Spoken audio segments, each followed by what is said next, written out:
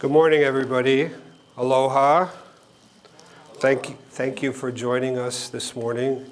My name is Rob Hack. My company is Insight Inter-Asia. We are a sales and marketing consulting company. I'm on the board of the Hawaii Pacific Export Council, HPEC, right here. HPEC is a nonprofit based here in Honolulu at the Foreign Trade Zone, and it is our task to help and train companies on all kinds of exporting topics. And so we have mentoring sessions where we can help you develop export plans. We have seminars like this. This particular seminar is part of the HighStep series, or Hawaii State Trade Expansion Program, and we're able to put on this series of seminars based on the HighStep program because we have a generous grant from DBET, who in turn got a grant from the Small Business Administration. So we are very thankful to DBET, and we're also thankful to the Foreign Trade Zone here for allowing us to use this fantastic facility. This morning's topic is export of services. This is the first time we've done this topic. Every year we do seminars based on common themes. Generally, we do something on, say, marketing in Japan, finance for exporters, what have you. But this is the first time we're doing something on exporting of services, which would be architecture, engineering, legal, that sort of thing, where it's an important and growing export from the state of Hawaii. These are generally well-paying jobs here in Hawaii, and it's the kind of thing that's great for the economy, great for the state if we can get more of these types of exports going. We have three audiences that we do. If you've never been to one of these seminars, there's three audiences involved. One is you all. Thank you for being here. Second is an online audience that's going out. Mostly people from neighbor islands are able to watch this live, and then we're recording this for our YouTube channel. I do have to go through this disclaimer right here. This presentation is being live streamed, as I just said, and recorded. It's possible your face or your questions will be part of a public forum, so please understand that before you ask a question. When you do ask a question, please wait till the end, and we'll have plenty of time for Q&A after we hear from our wonderful speakers today. So please wait till the end, and we'll have lots and lots of Q&A time, which is what these meetings are all about. So first up, I'd like to introduce Jamie Lum from DBET. She oversees this program, and we're thankful to her for the grant that we get to put on these seminars. So, Jamie. Good morning, everyone, and aloha. Thank you all for being here for the last training session in this series from the HighStep Export Readiness Training. Thank you to Rob and HPEC for the great job that they've done in this round of HighStep. As Rob already mentioned,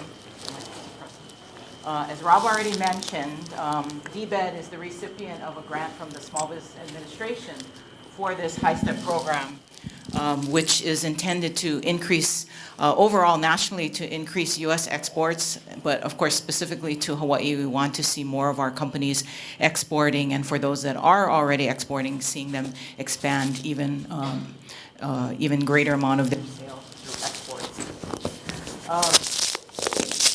So just briefly, in terms of other. Now, Rob and I are attached at the hip. This is one component of our HighStep program, which is the export readiness. These training sessions and the mentoring that Rob mentioned. We work with great partners like HPEC, like the Small Business Development Center, and Lori's here from that agency, from the Mink Center and the Hawaii Technology Development Corporation through their Innovate Hawaii program. They've all been involved in this part of HighStep training and mentoring companies. So that's one component of the program. Another component is our Hawaii Pavilions, where we use some of the funds to actually buy space in designated trade shows, and we recruit companies to be part of a larger Hawaii Pavilion, and we all exhibit under the Hawaii brand. Several of you may have already been to one of our larger shows, which is the Tokyo International Gift Show coming up in September. So that's just one example of the shows that we do. We are, just to let you know, we're kind of coming to the tail end of our HighStep for 2018. The federal government is on a cycle of October to September funding, so we did put in for another grant, and we will not hear probably till the end of August or early September if we'll have funds for 2019. We're positive, well, we're quite hopeful we'll get more. It's just a matter of the level of funding. So second component, our Hawaii Pavilions. The last component is our what we call our company assistance, where once you go and work with some of our partner agencies and you put together your export plan, you can apply for a small amount of money to help you implement portions of your export plan. So that's the third component. You can find out more information about HighStep on our website, which is invest.hawaii.gov under the exporting tab. So everything that I've mentioned today is described on our website. Also, I want to mention, like Rob said, this session is being videotaped, and all of the previous sessions have been videotaped. So aside from HPEC's YouTube channel, it's also available on our website too, that you can download and look at the previous sessions, including even the ones that were done in 2017. So I highly encourage you to take a look at that. Those are very good resources. So again, thank you very much for being here. You can check our website, invest.hawaii.gov. For when we do start up the next round, you can look for more information going forward for 2019. Thank you very much. Thank you. This is the DBAT website right here at invest.hawaii.gov, and the key tab is exporting. And if you click on exporting, they'll have options about exporting basics, HighStep, which we were just talking about, and then Hawaii Pavilions. It's a great asset for our companies here, so please keep an eye on this website. And sign up from the front page. You can sign up for emails to make sure you're getting everything, notifications and what have you. It's a great asset. So please use that. As we talked about, all of our videos that we've done, coming on 30 now, are all back here, various subjects, international trade shows.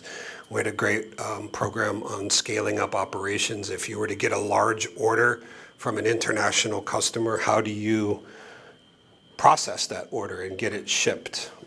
Marketing in Japan. We have a specific show on the Tokyo International Gift Show. Then every year we do a couple of country-specific, market-specific seminars. Last year we did one on Canada, exporting to Canada, and we also did exporting to Taiwan. So if you go back and look through here, you'll find hours and hours of export videos to entertain you. Okay, let's jump into exporting of services. As I mentioned, this is a very important topic for the state of Hawaii. These are, let's say, relatively high-paying jobs. Maybe you guys don't agree.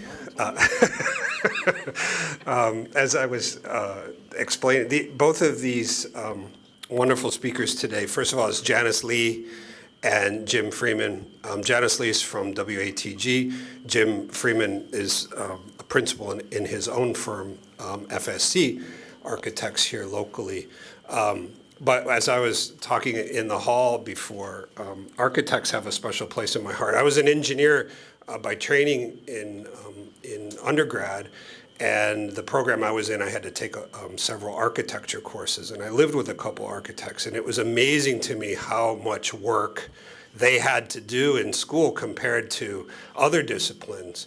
And what was even more amazing to me is once they got out of college, how little money they made for several years. They were basically indentured servants to some firm for a while for several years. And anyway, it was incredible to me how hard that program was that they went through. And it was longer than your average undergraduate degree. So anyway, I feel for you guys. But now you're reaping the benefits of all that, I hope. So first off, I'd like to start with Janice Lee. She's Vice President at WATG. In her role, she's doing sales and marketing work overseas and also doing architecture work. So she has a dual role there, and she can explain some more of her activities. I will also put your website in the background if there's anything you want to allude to. If not, that's perfectly fine. So with that, sure, feel free to stand up or not, whatever makes you comfortable. And let me get your website up here.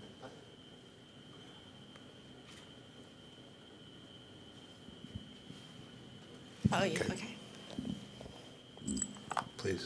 Okay, good morning, everyone. My name is Janice, actually Associate Vice President at WATG. We're a company founded in Hawaii in 1945, so we're over 70 years of history on the island. Now I'm feeling all self-conscious about sharing the company history with you because I didn't expect Jim to be here, and he probably knows it better than I do, so you need to correct me. I think so. The very first projects for the company was to renovate the Royal Hawaiian Hotel, the Pink Hotel. So that it's founded by Wimberley, Allison, Tong, and Gu, founded by Wimberley, Pete Wimberley. So I think a lot of the local architects or people in the industry know us as Wimberley. So when we rebranded, I think somewhere maybe 12, 13, 15 years ago to WATG, I still run into a lot of people giving me a blank look here in Hawaii when I said I work for WATG, and they're like, where? Then I have to say Wimberley. They're like, oh, okay. So Wimberley for Hawaii. I think probably somewhere during the 60s, 70s, the founders started going out to other places in the world to do projects. I think by then they've established a reputation for doing hotels and resorts. So they going out to Polynesia, Bora Bora, started one of those first building hotel villas over water, and then I think in the 90s started going into China. So I would say by now 80% of our work is overseas. Very little work locally, and that's something that we need to work on, work harder at getting work locally. But it's been fun doing work overseas. And I should add that somewhere along the way, added more and more offices to the company. So by now, although the company started in Hawaii, we now have offices in Irvine, Beverly Hills, Seattle, Chicago, New York, London, Dubai, Singapore, Shanghai. Trying to work my way through around the globe. So that's what we do. Hotels and resorts, destinations all over the world.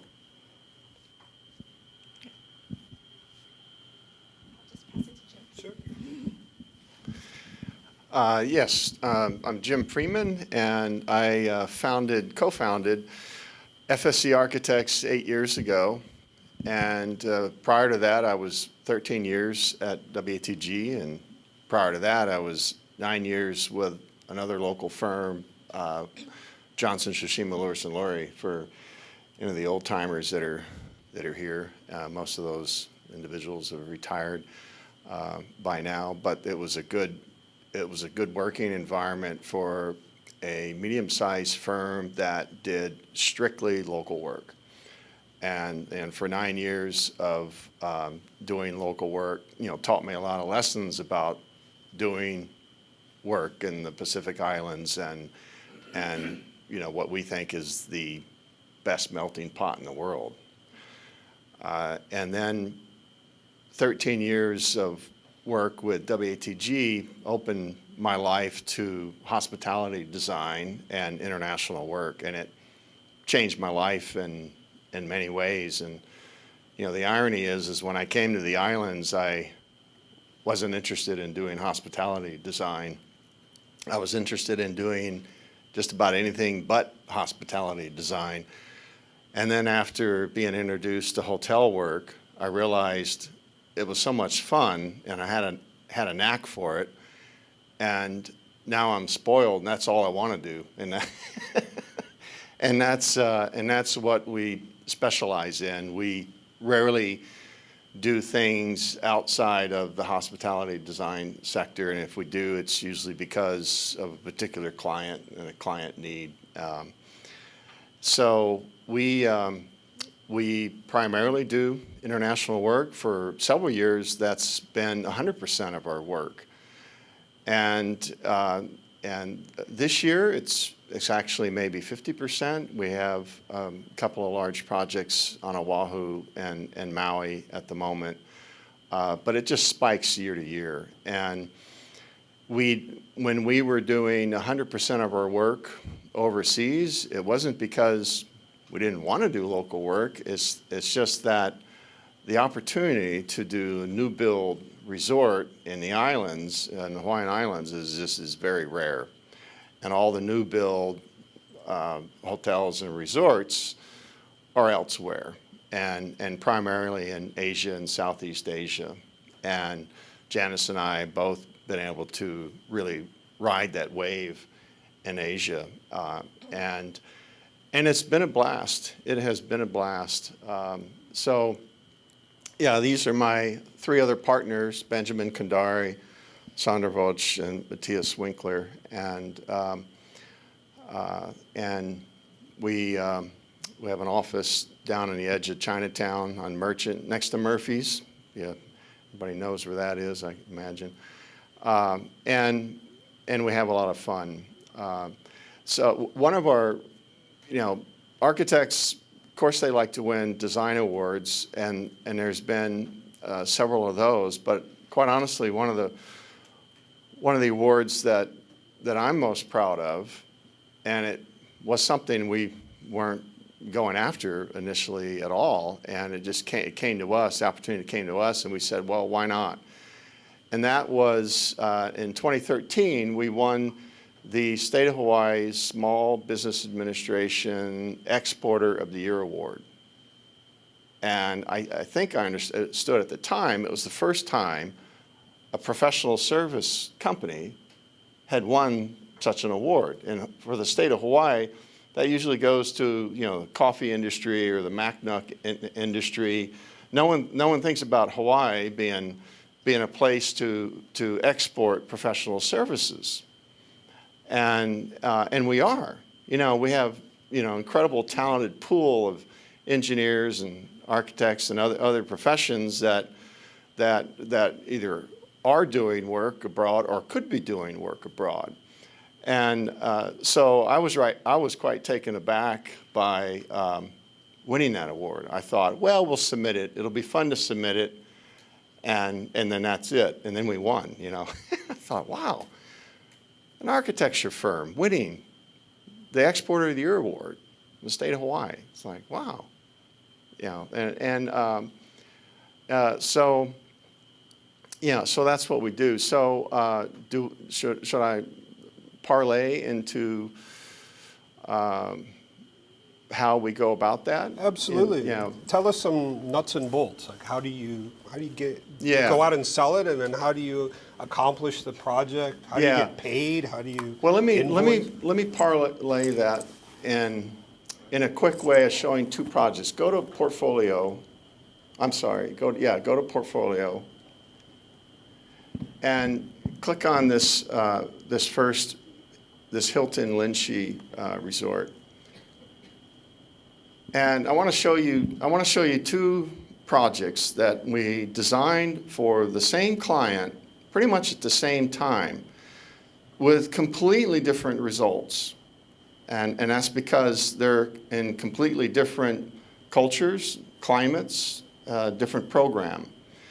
And you know, we firmly believe, and Pete Wimberly was a pioneer in this 60 years ago, but we firmly believe that in hospitality design, the resort, the place, it has to speak of its place. It has to respect its place. It has to respect that environment, that culture, and when you do that, when you accomplish that, funny thing happens. Hotel guests tend to like that kind of destination more than others that are generic and could have been built anywhere.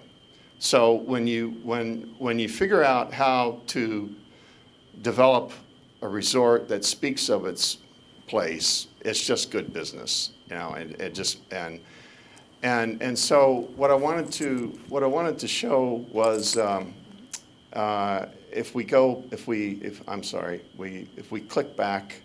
over here, and we'll click back to the or actually just click this little dot over here, and then let's click, and this is a good. So the directive here by the client was that because of the rich architectural history in Tibet, and this is Hilton's first branded hotel in Tibet. It opened last year. But the directive was, because of the rich history in Tibetan architecture, we'd really like you to be able to pull from that. And what we do is when we pull in all these learning from the culture and climate and all this stuff, and when we throw it up in our head and let it stew around, and then we articulate it and design, we can kind of dial that to something that's much more abstract and contemporary, or we can kind of dial that to where it's a little more traditional. And in this case, the client wanted it more traditional to reflect the rich history, and they felt that their guests would most appreciate that.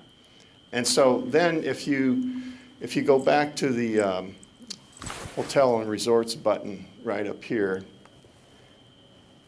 so the same time we were doing that, click this one right here. This also opened last year. This is another Hilton brand. It's a newer brand called Curio Collection. And this is in Sanya in Hainan Island. And this is what the Chinese call China's Hawaii, and it's not Hawaii. It is nothing like Hawaii, right? Yeah. And it's full of cocoa palms and papaya trees and banana. It's just got it. But Southeast Asia is so hot and humid, and this is just across the bay from Vietnam. People probably know Vietnam for being very hot and just that whole region. It's so hot and humid. There is nothing like the trade winds we have in Hawaii. So it may kind of look like Hawaii on the surface, but it's not Hawaii. But the directive here was because this resort was being built in a new high-tech town, was that the client said, I want this to be a much more reflect the high-tech sort of directive of it, so it's more modern, contemporary. And then there's very little, if not any, architectural history on Hainan Island, and unfortunately. And so we're much more open to create something. And so what we created was what we call the contemporary tropical resort style. And so the contrast between the two projects is pretty dramatic, and it's the same client and designed it very close to one another. So, and the reason why I bring this up is because to me, this is the secret of doing business internationally. is you've got to appreciate the culture and the people you're trying to do business with.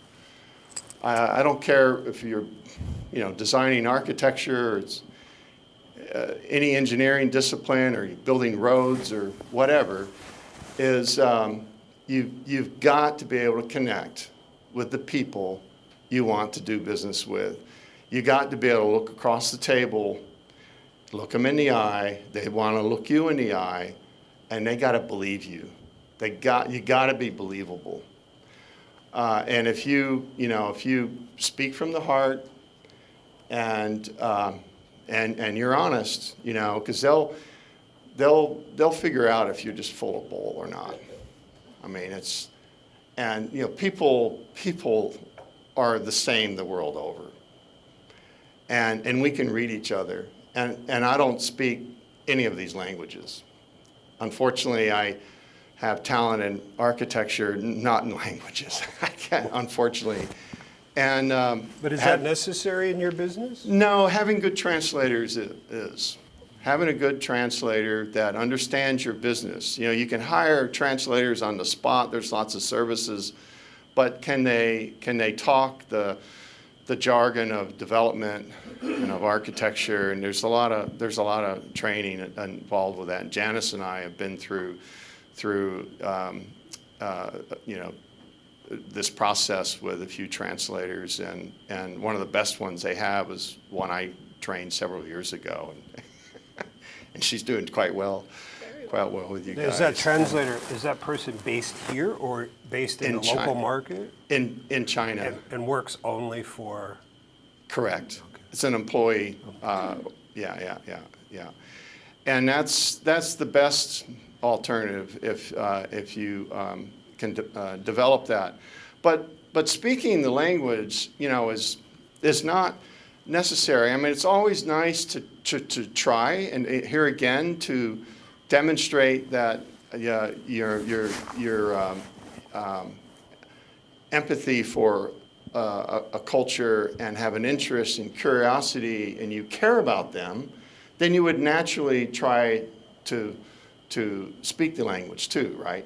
So there's a number of words and phrases I learn, and I ask, and they see that I'm interested, and I try. But I'm not going to try to speak the language, no. But they get that, I'm a dumb American that, tries a few things, but that's it. What is critical, right, is that, so you don't have to speak the language, but body language, right, is universal. People are the same, more or less, the world over. They will read you. They will figure you out. They'll size you up,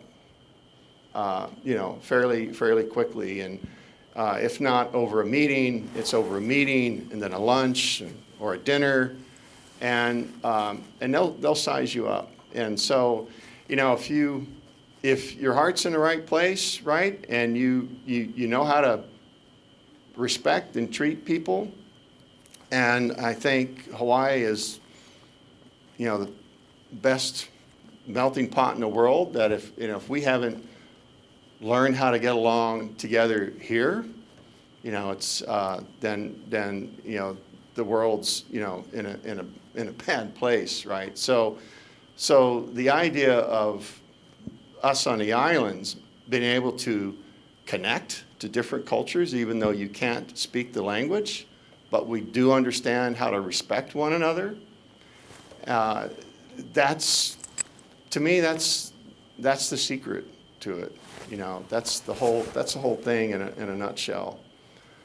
And maybe I should pass it on to you, and I'd like circle back around to. Yeah, I'd like to that talk later. for a second though about sales and marketing, because in a services standpoint, as I say, I was an engineer and you're architects, so you understand there's technical people or people who are versed in the discipline, but they might not be necessarily the best people to put in front of customers, right? Yeah. So communication is not an engineering skill, generally speaking. Right. The better engineers are the ones that can communicate. They kind of bubble up, right? And I'm sure it's the same in architecture or other services disciplines. So how do you, in your companies, deal with that topic, like getting the right people in front of customers that might not be necessarily the key architects, but they're the interface with the customer? How does that work? That's a real challenge, and especially with the bigger the company, the more of a challenge that is. It's very true that the ones that can communicate well have a far better chance of succeeding, and I'm fortunately one of those. But I wasn't born. I wasn't born, confident, talking in front of people, and I've learned it the hard way over the years. I mean, you don't have to be a natural A-type personality and Mr. Confident to succeed. You just have to care and hear, and you can work on your public speaking skills and get over a little bit of the fear of talking to these chairmans, and lots of them are billionaires, and how are you not intimidated by that? For me, one of my paths was I got involved with the architecture professional organization, the AIA, American Institute of Architect, and I got on committees, and I was chairing committees, and then I was on the board, and then I became the president, the vice president, and the president, and all that was extracurricular to my day job, but I loved it because I felt I was contributing to the profession, but I was getting a lot back, right? I was just gaining more and more confidence on how to do this. But it is very true. So the ones that kind of figure that out and can connect with clients will do better. However, the solution for not having that isn't to just put like a business development person in front of that prospect. That only gets you so far. In the end of the day, that chairman, they're going to want to look you in the eye. They're not going to buy services from a business development person, a marketing person.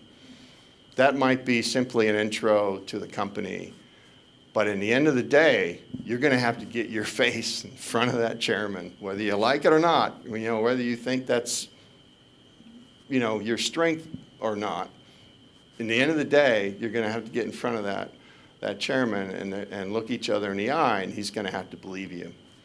And again, you don't have to be a great communicator to go that. You just really have to show heart and passion for what you do and how you can help them. And anyway, I'm talking too much. That's Jim. Well, I'm talking about speaking or attending meetings, meeting clients. Actually my very first trip with WATG was with Jim. We went to Hong Kong for a meeting with Shangri-La. We're doing a hotel in Maldives, and we went together to Shangri-La. And I still remember walked into that meeting thinking Jim is the boss, so I'll just tag along and observe. But we walked into the meeting, and Jim's like, okay, you do the presentation. So it's that trial by fire, and then you get used to it, and you learn along the way, and then you start meeting people. And then I think for me, a lot of it comes from observation of the senior leaders that I work with, seeing how they communicate and interact with clients and other people, and you learn along the way. But it's true, And George used to do that for me. Yeah. Let me ask you another question. I talked to, remember, this is the first time we're doing a services-oriented meeting.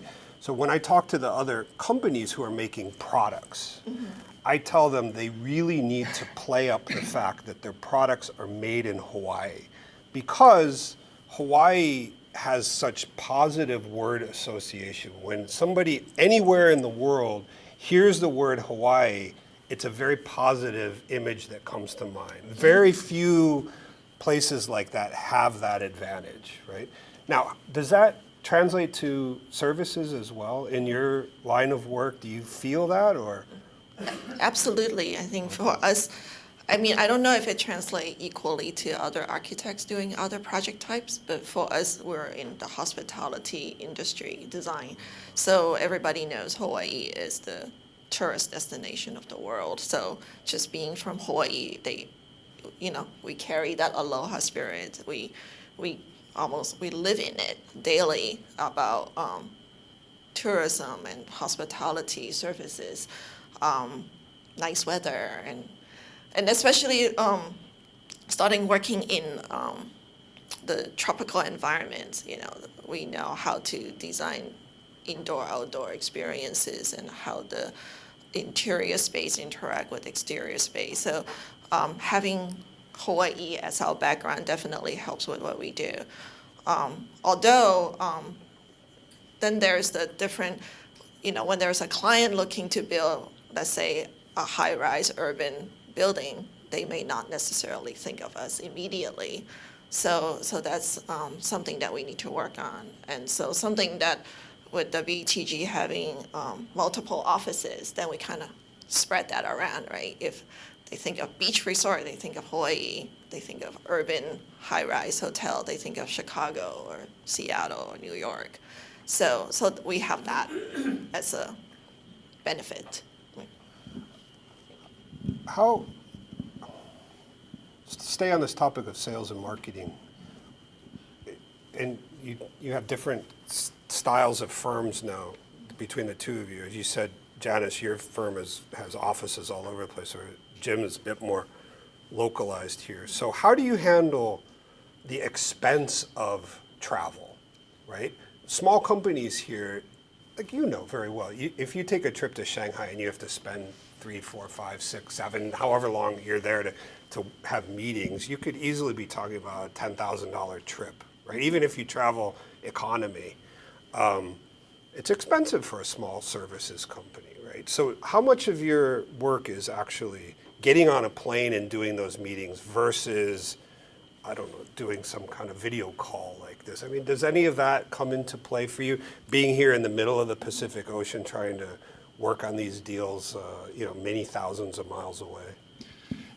Yeah, and the pros and cons is you got to get on a fairly long flight no matter where you go in the island, east or west, and we're just used to it. It's just a way of life. We have been able to cut back on the number of trips through video conferencing, and all these things have helped.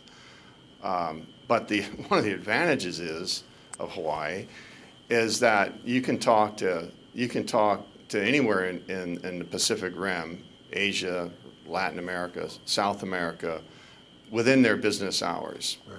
I run across many consultants while I'm traveling in Asia and China and places, and they're from New York, and when you're back in New York and you're trying to talk to China and it's a 12-hour time difference, someone on that line is not happy, right? And it becomes a different kind of conversation. It's like, how can I wrap this call up? And right, and I'm too tired to have this discussion. Or in Hawaii, we're 6 hours.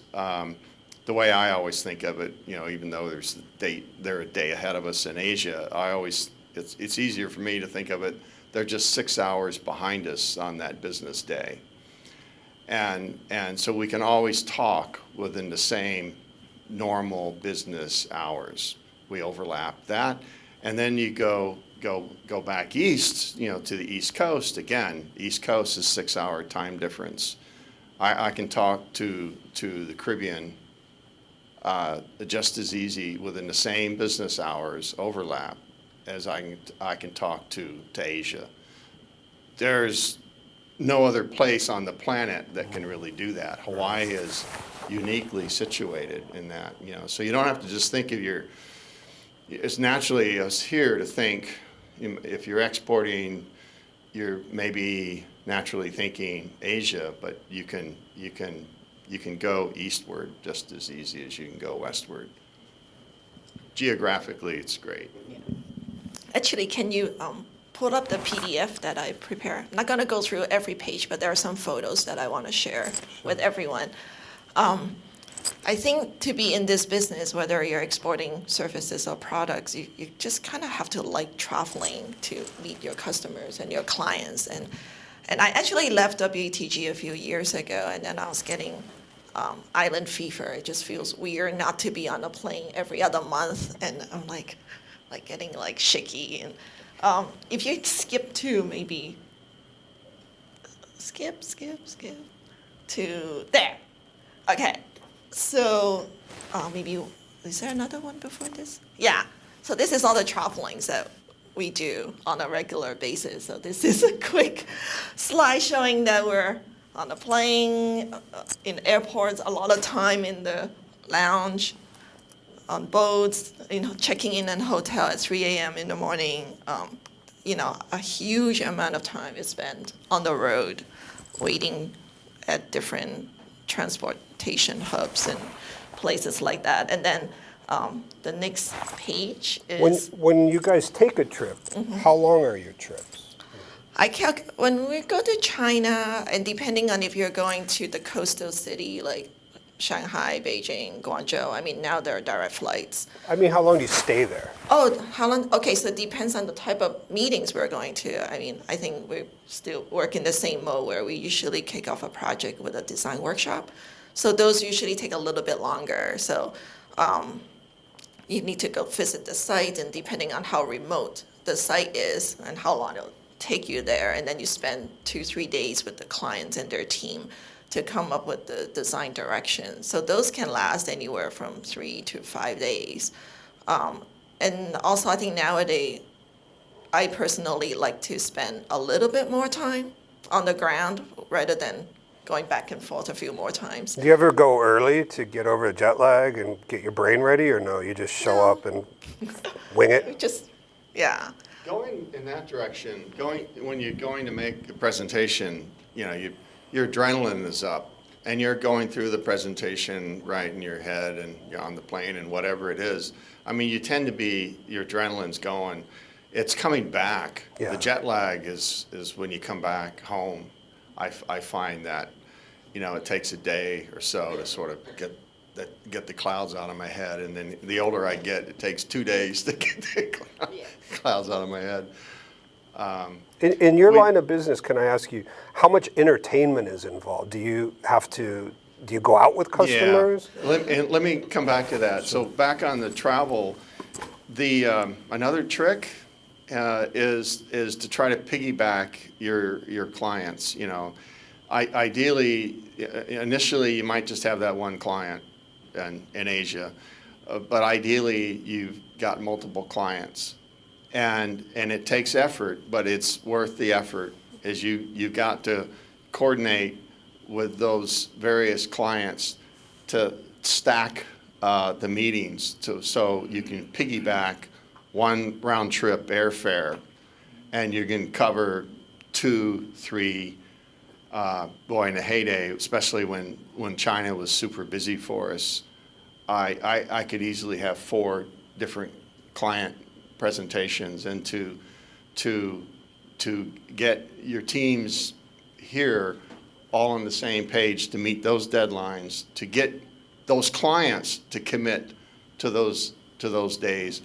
It takes effort, but that was the way we could really make it efficient, and you're not killing yourself. Otherwise, if you got multiple projects going on, and every client is, and it's all a different schedule, you're just doing nothing but going back and forth. You're very going to quickly realize that's not sustainable. You're just going to kill yourself. So you gotta work hard at being able to tell clients and kind of corral them. A lot of times you can't dictate to these people, no, it must be this day. You just have to find a way of convincing them. Nicely. And that's why it helps to have partners, and you kind of like divide and conquer the different parts of Asia. Yeah, and then we often also piggyback marketing opportunities while you're there on business to make a presentation. So in my craziest days, between going to 3 or 4 presentations, I'd have 3 or 4 marketing visits, prospects, and so it was that first meet or greet, and often that was the big difference maker in a client choosing us, as you made that effort to go see the chairman face to face, before you're really getting down to the nitty gritty or negotiating a contract. It's like, let's meet first, face to face, right? So to piggyback that onto your, and again, it takes a lot of effort to set those meetings up. And the craziest trip I remember having was like 9 different meetings over like a 14-day period, and it's you don't want to do that too often, but that's how you make it efficient and work. On the entertainment side it's not as necessary in these days, but I could tell you, 20 years ago that being able to drink with some of these clients helped, and I have a little bit of a tolerance for that, so I didn't mind having a drink or two with the chairman over dinner, and they like that. It's by far not a requirement, and and I've had several people that my key people that travel with me. One of my partners, they don't drink, and a lot of people don't drink, and so it's by far necessary, but it did help in years past. The trick was sometimes they like to drink a lot, so then you have to figure that out. how to at least appear to be drinking a lot, but not drinking a lot, Or you travel with someone that can drink a lot and push them to the front. Throw them under the bus. No, actually, it's true. And when I first started traveling to China, there was a lot of those. And I can't drink. I literally go blind when I get drunk. And that happened once in China. And that was fun. Not. that was at we were staying at a hot spring resort in Hainan, because we're designing a hot spring resort for a client. He wanted us to experience this hot spring resort that he likes. So we're staying there, and then we all have made plans to dip into the hot spring after dinner. But during dinner, they served me this rice wine that I brew locally, and it's really good, like nice tasting. It's not like the Mao Tai that tastes like rubbing alcohol. It was like the rice wine was really sweet and yummy, so I was just like throwing back, and then as we're heading into the hot spring, I went blind. So I got into the hot spring with the client, with Craig, with the translator, and myself, completely didn't see anything. Might be better to be blind in that situation. Yes, that's what I was thinking too. And then I was telling everyone I'm blind right now, so it's okay. And then they know this will help. And actually it helped. I think by the time I get to, you go through these different temperatures. So you start with the hottest, and then you ended up at the coldest. And by then I was feeling really good, and I had the best sleep for a long time that night. But nowadays, the past. I returned to WTG about a year ago, and it's been traveling since. And I noticed that it has changed since the previous round, that the clients nowadays is, a lot of them don't drink, a lot of them don't smoke.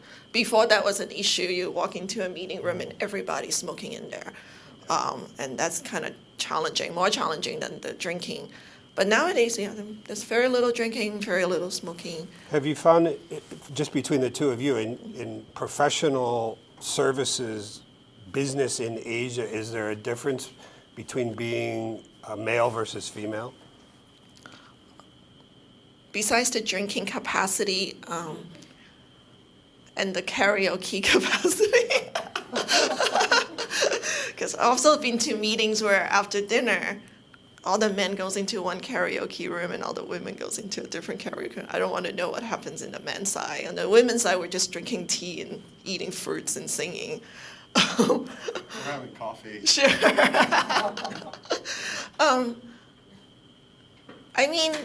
I mean, just to be really honest, I feel like being a really tall white male helps sometimes. You might disagree, I don't know. But in China, more and more, there's a lot of women leaders, and there's also a lot of women in leadership positions. Do those women prefer dealing with other women? Or no different? I don't think there's difference. I think it's really performance-based. That's good. Yeah, that's my opinion. I don't know. Yeah. Now, unfortunately in Asia, and like, in China in particular, there's still prejudice against women in a lot of ways, and they don't necessarily see them eye to eye in a business world. Although I've seen, many women succeed, but I'll admit it's a little easier. It's a little easier for the men, unfortunately, and they're getting over that. They're getting over a lot of things. It used to be you go to the dinner and whether it was going to be wine or it was going to be beer, you don't just drink when you want to. You can drink a sip of water, drink water when you want to, but you don't drink alcohol when you want to. You're toasted, and when you're toasted, you got to drink the whole glass. It's crazy, and the old rule is they toast you 3 times over the course of the evening. You toast them 3 times over the course of the evening, and then you're friends. Then you're good. It's like, and the toast used to be a full glass of wine. Red wine. Yeah. But now it's just now it's a token. So they still do it. It just has, I don't know, because of tradition or whatever. But now it's just a little, it's, I don't know, half an ounce or something. They'll pour in there. And you just go through the ritual of toasting, getting toasted, and then toast them back. Remember to toast them back. You don't just get toasted. You got to reciprocate. And anyway, it's just, and the other side is just, having an interest in food. And fortunately, my partners and I do. Most people I've traveled with over the years all like the food from all these countries. And that doesn't mean you gotta like to try weird stuff, not at all, although that does come up. But, it does help to like the food from all these cultures. And if you don't, at least try. Just don't just dismiss things categorically. No, I don't like that. No. Just kind of bite your tongue and go, yeah, I'll try that. Can I ask another question on sales and marketing? How do you find leads for new projects? Is it pretty obvious in your industry, like Hilton's going to build a hotel in this area, so all the architects and engineers are going to be involved in the bidding process? Or is there a way that service companies go about finding leads for new international projects?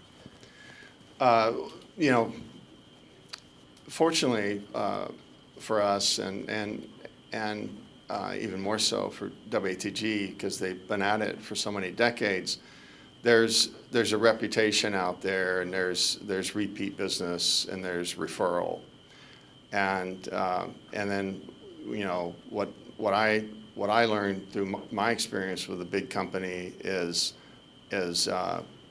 you certainly can't take that for granted. The partners that succeeded, or the ones that succeeded more than others, are the ones that really made the effort to connect out there in the marketplace and not just sit there and say, well, we're blah, blah, blah. they come to us, Right. right? No, you're gonna die on the vine. You do have to be somewhat aggressive, and you have to show interest. In the end of the day, you have to show you want their business. You can't just throw out your credentials and, I am what I am. I'm more than qualified for this job. Where's my fee? Take it or leave it, right? Not going to get very far. Do clients go to see your other work? Is that a common thing? They do. Yeah, they do. They go to see it, or they hear about it. So, yeah. So, and in some ways, this is easier for architects and easier for hospitality design architects, that do these fun projects. But it doesn't matter what you're building or doing or creating. If you do it with quality, that's your best marketing. That's right. To mess up one job, and that'll do more damage to your reputation and your career and lack of referrals than anything. It's like, you got to do a great job. You put a great product out there, and your clients will tend to be happy, which means they also tend to pay their bills. Mm-hmm. And they'll come back as a repeat business, or they'll refer you to others. So, you have to perform. You have to perform. You're just gonna die. You can't sit back just because I'm a big company or something. And I was actually told by one partner one time, there's a lot of fish in the sea.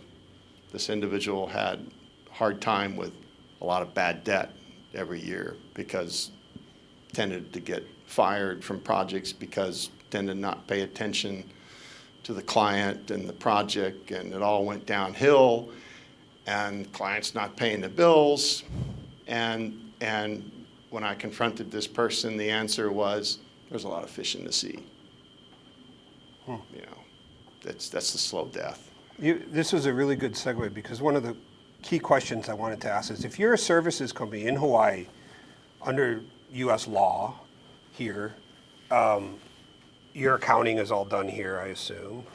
How do you get paid by a company in China? How do they pay you? And do you set up local companies there? Or?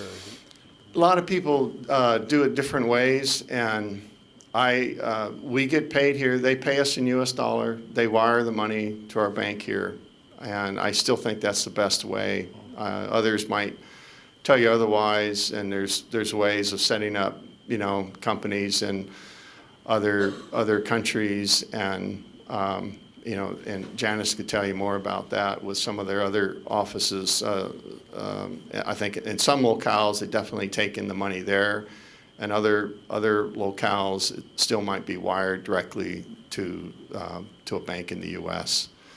And yeah. So let's say you're working with Hilton China. Is China paying you, or is Hilton headquarters somewhere in the U.S. paying you, or how does that work? Well, remember that most of these international hotel operators, they all got out of the development business years ago.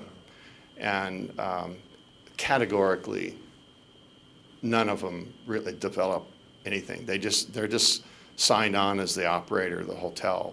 So there's a developer, usually the owner, and so you have to connect with those people. Now, we treat the operators as another client, because again, if you mess up a job on that brand's project, that you're not going to be on their recommended list.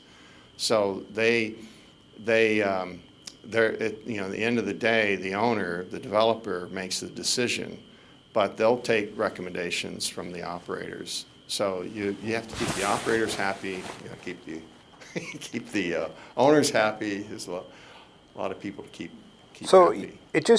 you don't hire anybody locally when you have a big project like this. You do everything here. I do, yeah. That's really interesting. And that's different in other things. what we find is, you know, I used to have several Chinese clients that I would actually, because there was, when the Great Recession hit, seemed like every U.S. architecture firm decided to run to China, because China was the only thing really busy during the Great Recession. Right. And all of a sudden, architecture firms started propagating all over the place. And so they would ask me, the clients would have me stipulate in the contract that the work was done, you know, in the U.S., in Hawaii, in that office. What they didn't want was to hire us and then some branch office in Shanghai with a bunch of young Chinese architects that haven't been trained to do hotel design or suddenly doing their project. Oh, that's really interesting. You want to avoid that. They're hiring you for a reason. And so you got to be careful about, you know, think hard about having the work done elsewhere. Yeah. Yeah, we get paid the same way as Jim described, and because we have offices all over the world, so Singapore gets paid in Singapore, London gets paid in London, we get paid here. Not in Hawaii, in Irvine, where our corporate headquarters is. There are, I mean, it depends on the country that you're working in. There are foreign exchange or foreign wiring policies. China's been tightening their policy lately. They don't want a lot of their money getting out too quickly. So sometimes clients have branch office in Hong Kong, and they'll pay us through Hong Kong, and that makes the process faster. So when you're bidding on a project, you do only U.S. dollars, you say? 90% of the time, yes. I mean, recently we've been asked to quote in RMB, but then they end up paying us in US dollars. I don't know why, what the difference is, but and then we have a clause in there saying, you know, they pay us whatever the exchange rate is that day, unless it goes over a certain percentage or something, and then. How important in your business is having, do you have to use international attorneys to work things out? Or do you do everything? We say we do, but we tend not to. I mean, like Jim said, I'm sure you have a China comment about hasn't that. been booming as much as it used to, and so it's not like work is just falling on us like before. So we started working with some developers who are not as well established and not as experienced as the ones that we're used to, the big ones. And sometimes, and then there's also in China, there's been a lot of master planning projects, the reason being that these new developers trying to get the land from the government, so they come to us to do a master plan that will help them get the land. And a lot of the times when they don't get the land, they don't want to pay us. So you have these bad debts, not necessarily because we didn't provide good service, but because they're like, oh, we didn't get the project, so I don't have money to pay you.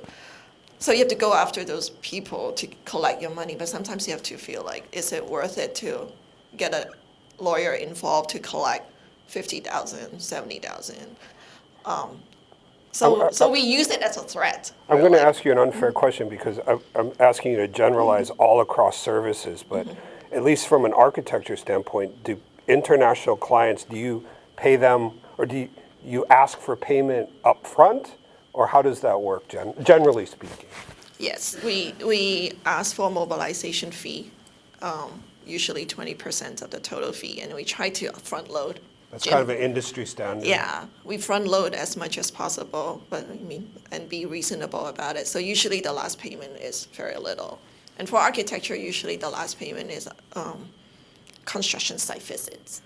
So sometimes. How long, again, it's a generalization, how long does a typical project last for you? The design phase is usually 6, 7 months. We don't, because we have to work with the local architects in foreign countries, we're not allowed to sign and stamp drawing. We're not architects of records in these foreign countries. So we do concept design, schematic design, design development, and then we hand over our design to a local architect to do the construction drawings and the rest of it. So the design phase is usually about 6-7 months, and then they take it over. So sometimes the clients will keep us on board to review the construction drawings and to do construction site visits. Sometimes we offer those services as additional service. So if for whatever reason the project stops or they don't want to pay us, those are, hopefully negligible amounts. So you mentioned local partners. I assume, I was going to ask in relation to, say, if you're working with international attorneys, even if they don't have an office in a foreign country, they will have a liaison or a partner or some organization reps, that they can work with. Is that the same for architects? And I know it is for engineering. Like, you have to have somebody of record in that country who's really project. So when you're dealing with those people, are they assigned by the developer then? Yes. So you don't get to pick. Sometimes. Yeah. Yeah. Sometimes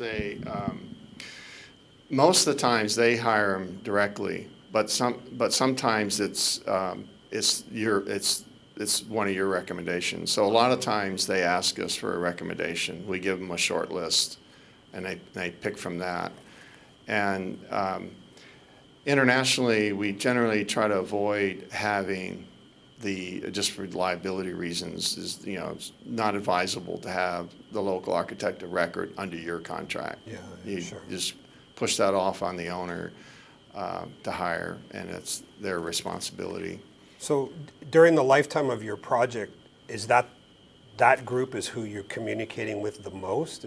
Would that be right, or you're dealing with the owner the most? You're still dealing with the owner the most and their project management team, yeah. But you're daily communicating with the consultant team, uploading drawings, and it's the business abroad is become a lot easier than when I started 21 years ago. Because of the cloud and things like that? Well, the cloud, the smartphone, the internet, the whole, it's just amazing. And frankly, I couldn't do, because I'm a smaller company, I don't have corporate resources to do tons of marketing and business development stuff. And it's, so quite honestly, and I've thought about this in the past, is I don't think I could have been effective internationally, say 20 years ago, as a small company. It's just. So you think it's easier now for just some small companies starting up to go after international business? Far easier. Yeah, I could imagine. And we're often dealing with consultants on any particular job. They can be anywhere in the world. So yeah, there's a local architect of record, but the interior designer it could be anywhere in the world. The landscape architect from anywhere in the world. The lighting designer. There's a whole number of consultants that don't necessarily require a license stamp in that municipality. The basic engineers and the architect, yes, but beyond that, there's a whole slew of consultants, kitchen consultants. It's critical to successful resort. Any resort might have 6, 7, 8 different F&B outlets, whether it's a lobby bar or multiple restaurants. I mean, there's kitchen consultants critical. That's often an international consultant. So you're communicating daily with these, and you're uploading drawings and you're downloading drawings, and it's so much easier now. It sounds like a lot of communication. What percentage of that communication can you just get by in standard American business English? Most all of it. Really? Yeah. So even abroad, whether you're in Asia or Middle East, and we've done some work there. That is a little stretch from Hawaii. I don't, it's a 2-day, and it's actually 2 red-eye flights. Imagine spending 2 days and 2 nights on a plane getting to the Middle East from here. It's rough. But regardless of where you are in the world, there's usually staff that speak English, you know, and the world over, people start learning English in grade school. And, you know, the older chairmans I do business with often don't speak or only speak a little, and they're not comfortable enough, you know, speaking English, and they'll speak in their native tongue. But the project manager running the job quite often is fluent English. When you travel and you're going to business meetings with chairman or whoever, what do you wear? Yeah, that's changed a lot, and I still wear a suit the first day. When I started, it was standard, a suit, tie every day, and that's what they wore. So you kind of want to, you kind of have to match that. I was just wondering if you were trying to overwhelm them with aloha, you know, if you were. No, because then it could sometimes. Could that backfire? Sometimes it backfires. Sometimes it's seen as too casual, too not serious. If it's too casual, then maybe you're not the serious professional. You know, it's just I don't want to hire surfer boy off the beach. Yeah. Sure. I want to hire someone very serious, very trained, very, you know. And so if they're wearing business attire and business suits, you generally want to do that. Good. And what I found over time is there's less and less of that, and it's often you'll see the coat and tie on the first day, and then on the second day the tie's off, or the coat and tie's off. You know, and so for me personally, I tend to still wear that coat and tie at least the first day. I think if you're the vendor, you sort of have to, don't you? Be more conservative all the time. I'm just wondering. If you err on the conservative dress, exactly. Err on the more professional look. You can't go wrong. Yeah. You know, and in some places, we go back to China a lot, but there was a lot of people in China, still to this day, never heard of Hawaii. Everyone knows Dr. Sun Yat-sen, and they call him, to this day, the father of modern China. And he is, actually, he is. And then you say, yeah, you know, he used to live in Hawaii, went to school in Hawaii, and they go, Hawaii, where's that? You know, they're not taught this in school. A lot of people have no idea that these islands exist in the middle of the Pacific. So, you know, coming with an aloha shirt doesn't mean a lot to them in that sense. I'm just curious. You know? You know, if you were working, say, in Japan, people know Hawaii. They're born with that knowledge of Hawaii. That's different. That's different. And it's changed a lot in China over the last 20 years, but I still run into it. Where are you from? Hawaii. Yeah. And then you explain where it's at, and they're just like blank. It's very interesting. Well, I mean, besides China, since you talked about Japan, I mean, we're also doing work in Japan, Korea, Vietnam, Thailand. Can I just give you the quick preference? I preface this conversation that when we talk to companies about exporting products, almost immediately when you talk to a Hawaii company, any island you're on, and a Hawaii company hears the word export, it gets jumbled around and they just think Japan. First and foremost, there's no question about it, right? So that's why around here we talk about Japan a lot, because that seems to be the key export market that people want to attack. Whether that's correct or not, that's what they do. Yeah. So anyway, that's why we do. I mean, the Japanese are so professional that you kind of, like, I would do the same thing that you would. at least when your first meeting, to dress professionally and then see how it goes. But yeah, in Japan, as soon as you mentioned Hawaii, like you're instant best friends. I mean, I've gone into Sure. izakaya and just wearing like a Pearl City basketball T-shirt, and they're like, Pearl City. I'm like, what? I'm in the Yeah. middle of Osaka. Like, how do you know Pearl City? And then all of a sudden the language issue is not an issue because they're like, you're from Hawaii. But then there's also some cultural confusion when you start going into places like Thailand too, where when you say you're from the U.S., they're like, but you're not white. You get that too, with the kind of, some countries that you still get that. So it's all different. So that's kind of go back to what Jim was saying earlier. You kind of need to know the culture that you're going into and keep an open mind and just kind of don't get easily offended. I think we also were in a late meeting in Thailand one time, and they thought they're being nice in ordering pizzas for us because we're working late. And then someone else traveling with was like, I don't want to eat pizza. I didn't come all the way here to eat pizza. I'm like, Right. they thought they're being nice. How about, I have one other quick question about, when I look at both of your websites, and I think you're both very interested in the Asia market. You said maybe 80% or more of your business coming from Asia. And then I hear you talk a lot about China, but I don't see any Chinese marketing verbiage anywhere on either of your websites. So I'm just curious, is that by decision? Conscious decision.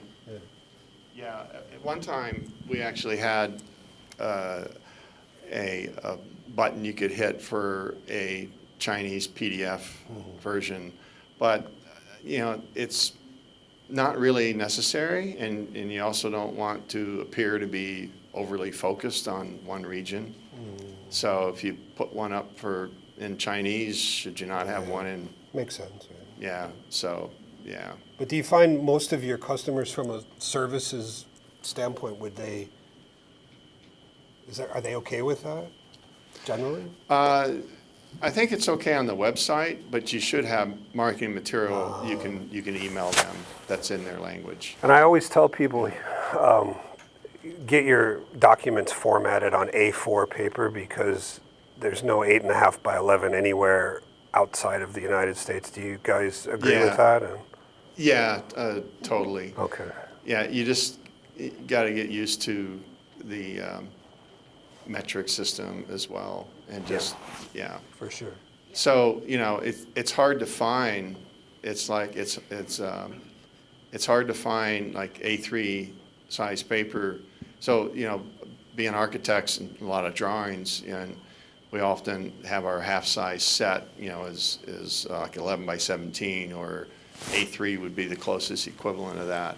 Try to buy A3 paper in town. Right. So we have it shipped. Yeah. No, I mean, actually, we're doing less and less printing nowadays too. I mean, before we have to make our presentation books, and then they're heavy, and then we have to bring it with us on the trip, and then you have to spend a whole day before a deadline just for printing purposes.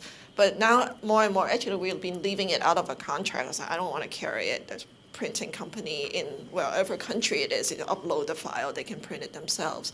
But in the olden days, which is not that long ago, maybe 6-7 years ago. Not that long ago, really.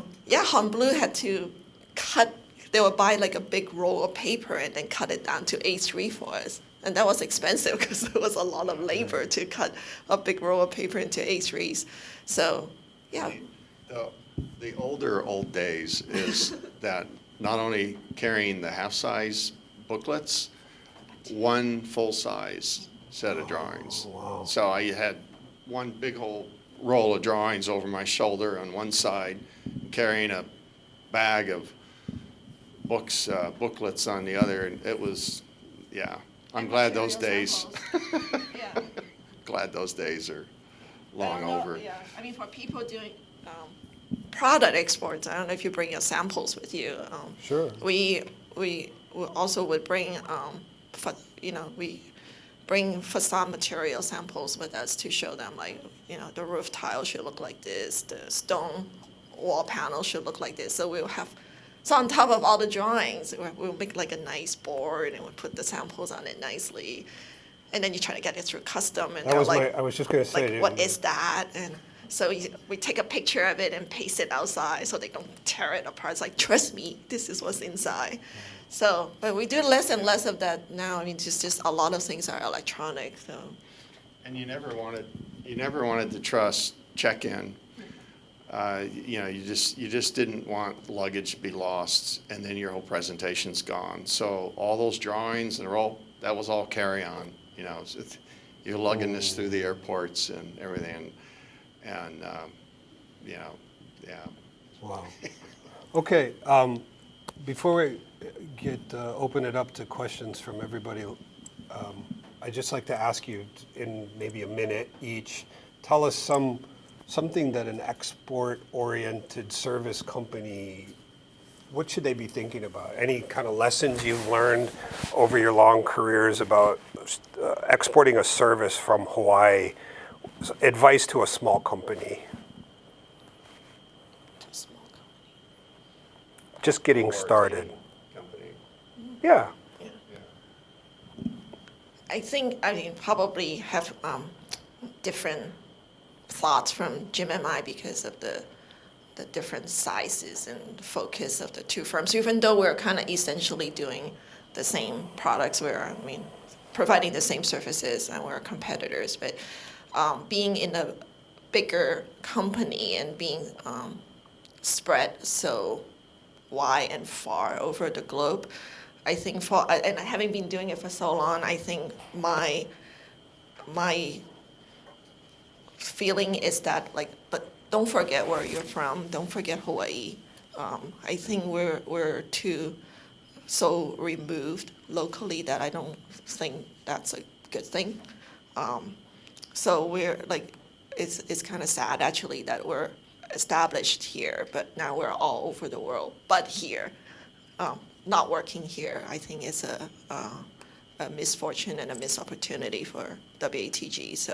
So trying to get out there, but don't forget where you're from. Well, that's a great lesson.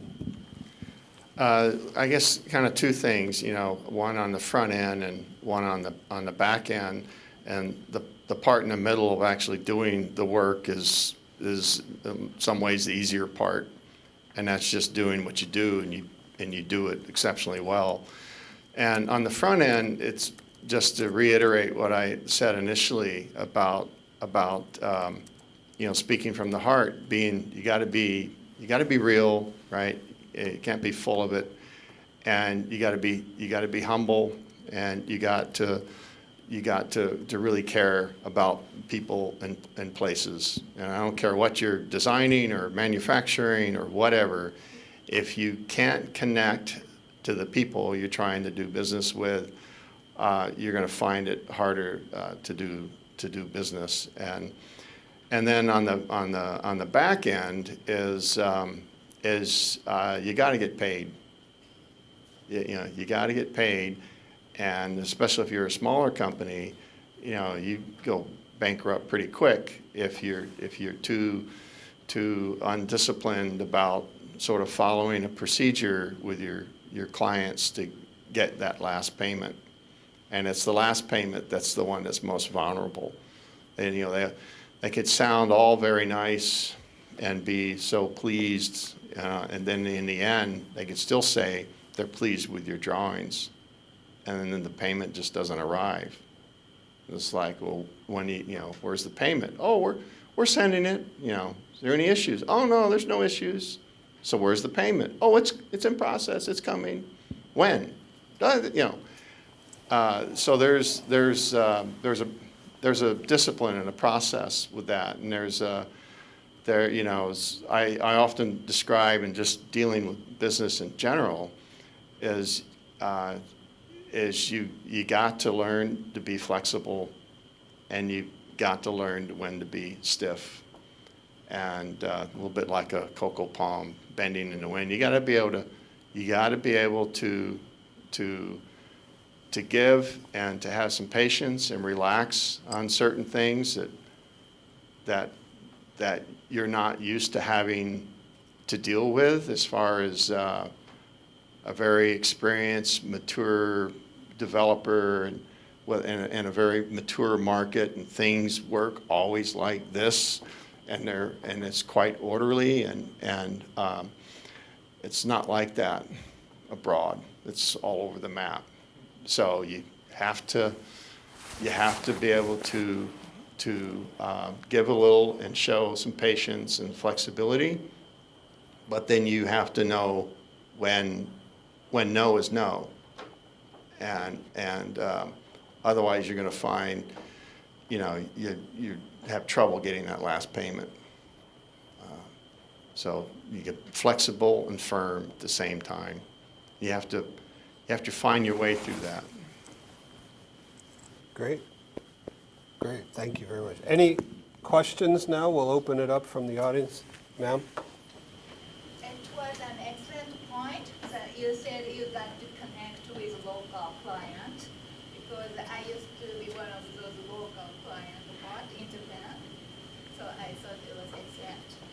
My question is communication skills or presentation skill and your expertise level is a two different qualities. It's a totally different skill sets, and maybe it's too hard to find in one person.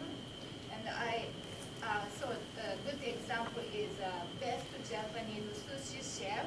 They may not speak English, but their skill is so high. It just those two different qualities doesn't fit in one person. So that gap between the level of expertise and the communication skill, how do you reconcile those two separate qualities?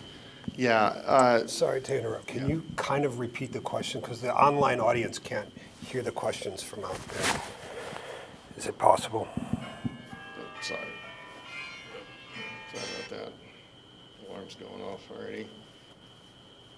So the question is similar to one we touched on earlier, where the skills to be talented in what you do, and the skill and communication skills, it's a whole different set of skills, and so how does one have both, or if someone doesn't have both, how do you augment, how do you supplement that? And quite honestly, on a principal level, is you really need to have both. Doesn't mean you need to be an excellent communicator. Yes, you need to be a talented architect, but a talented architect with no communication skills will not succeed, or will not rise to a level of a partner or principal or start their own firm. It's just, you've got to have some communication skills, and you've got to find a way to get training. And I was speaking earlier about when I was young, because this did not come natural to me, but I, through the American Institute of Architects, the local chapter, I got involved and other things, and just speaking opportunities, and just getting comfortable talking to people, and you got to practice too. You kind of have to get your stick down on who you are. Think about, you really, it's the best writing is less. It's easier to just blah blah blah blah blah, right? But the best writing is, you really have to go back through it and think about it and succinctly get your point across. So it's the same with communication and presenting. So you really have to think about, what is your company really all about, succinctly, and if you're selling your company. And then if you're making a presentation at a certain stage, you really have to think about, what are the main points I'm trying to get across. I could start talking about the design one end of the drawing and just blah, blah, blah, blah, and go all the way through it, then put the people to sleep, right? It's like what you have to think succinctly. So there's as a professional, and if you're good at your profession and that expertise, you should be smart enough or savvy enough to know if you're lacking in those things like communication, then you'll go seek help, training, or do whatever it is.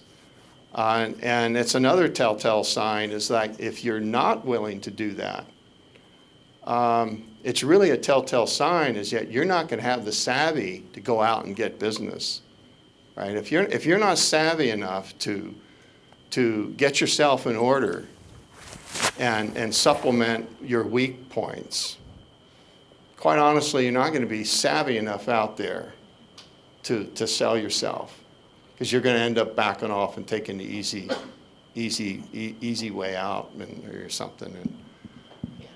And I think for architecture, and especially in hospitality design, because our projects tends to be bigger than one person can handle, so we work in teams. So if you're not good with something, look for a partner that you can work with. It's a lot about teamwork. I mean, Jim has his partners, and you all are good at what you do and supplement each other's strengths and weaknesses. So same thing at WTG, we have partners, and we're all good at different areas. So you kind of build a team to get the job done. Sorry, one quick point. On the issue of communication like that, I think in the modern international business world, it's no secret, you send a lot of email. Mm-hmm. I bet you guys send a ton of email, right? Yeah. Do you find when you're emailing partners or stakeholders in a China project, are your emails different than if you were working on a project in Kansas City? Like, do you find your international emails are very succinct and to the point, not long flourishing tomes of English verbiage, but just sort of getting to the point as quickly as possible? Yeah, I think sometimes after my job description as an architect is email list. That's like what I do all day. And since working in WTG, I've learned to write emails in Chinese. So I've adopted my Chinese correspondence to the Chinese writing style, which is very succinct. Like, if you can say it in 5 words, you just say it in 5 words. You don't want to expand it to 10 words. And I think for other people who don't write in Chinese, then the strange thing is then you write in English, and then we'll copy in a translator. The translator will translate it, and then send it to the client, so they have that extra step. And then sometimes it helps to have someone who knows the language to just make sure things don't get lost in translation. And to minimize that possibility, then yes, keep it as short as possible and to the point. That's one of the things I constantly try to remind people is using professional translators, and that's not Google yet. I mean, that may be someday, but it's not now. It's a big problem, right? So obviously you would second that. Use it. Oh yeah, absolutely. Yeah. And also on top of, like Jim was saying earlier, is professional translators sometimes is not enough, because we all have our own industry lingo and technical terminologies that they might not know. For sure. When I think the funniest translation I've seen is like we're talking about a shaft daylighting at a roof at a certain location, or daylighting. The translator's like, I don't know what you're talking about. So then that's why it's good to establish a relationship with a translator to train them, to get them up to par with your own lingo. Can you remind us, if you use a translator like that, is that person here in Honolulu or in China? The one that we've been working with, they're in China. So, I mean, they don't only translate our paperwork and email correspondence, but also when we attend meeting, they go with us. So it's get to be a very close relationship, because you end up spending a lot of time But together. do you have a pretty airtight NDA with those people? Because they have a lot of secrets about your company that you... Yeah, you just have to trust them Sometimes yeah, it's just all about trust. Yeah, eventually you have to trust. You have to trust people. Okay. We've had in-house translator, part-time, full-time, and then we've had full-time translator, in country. And it works both ways. It's a translator in country that might have some marketing skills and potential is a real plus, and but the key is finding just a good translator that understands your business, so it doesn't it's not required to go find one. Do you use the same individual or a company? Obviously, it's better to use the same individual, but once Yeah. you get them trained, then they go get another job somewhere. So, I don't It's know. tough. We've had good luck with that. Oh, that's we, great. treat them well. Yeah. right. Keep them happy. Yeah. Yeah, the one that Jim helped to train, she's been with us ever since. She's still working with us, and she's promoted to business development director. Wow. So Good for her. yeah, and she's a really great asset to us, and she has introduced us to other translators. So she's people's always confused about where she's working from because she lives in Nanjing. But she's constantly traveling with all of it. So people's like, where is Claire? So I'm I sorry to don't stay on this one point, but how do you decide when to have something translated versus just do it in English? Like how does that? For me, because I can read and write the language, you kind of almost have to have everything, our contracts translated. Obviously, there's both languages on the contract. And depending on the client, sometimes there's a clause saying if there's any conflicts between the two languages, the Chinese will override or the English will override. So and then But once the contracts are done, then the general communication. it's in both languages. So our drawings are in both languages. Oh wow. I mean, obviously, emails needs to be in both languages unless the client side they're comfortable with just doing it all in English. But a lot of times they're not. Somebody somewhere in that team would not be. So let's say it's not you, Janice, at WTAG, but somebody else, Fred Smith, and he's trying to send a email in Chinese. He has to send that through the translator? Is that how that works? Yeah, Wow. yeah. Well, you don't send it through the translator, but you still send it. You just need. It needs to be somebody somewhere. I mean, if You don't want them sending it for you. Right, right. Yeah. You just.